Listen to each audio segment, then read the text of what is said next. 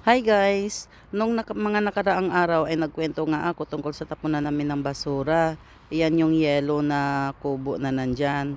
Pero meron talaga kaming tapunan din ng basura na nakasegregate para sa mga maliliit na mga bagay. Katulad na lang yan.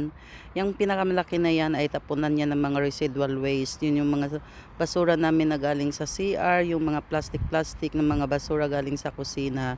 So dyan din namin yan tinatapon.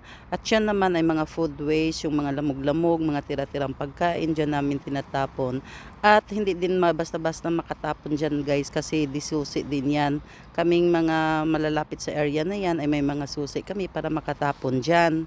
Tapos yung katabi naman yan guys ay tapunan ng mga bote na may kulay. Halimbawa yung bote ng wine kasi minsan nagiinuman mga tao dito lalo na kapag Friday. So marami kaming mga bote-bote so dyan namin tinatapon. Tapos may katabi din yan guys, tapunan din ng mga basura, mga bote na walang kulay. Ayan, o yung clear glasses lang pwede dyan.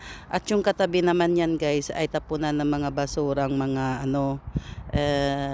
newspapers, mga papel-papel. So dyan namin tinatapon.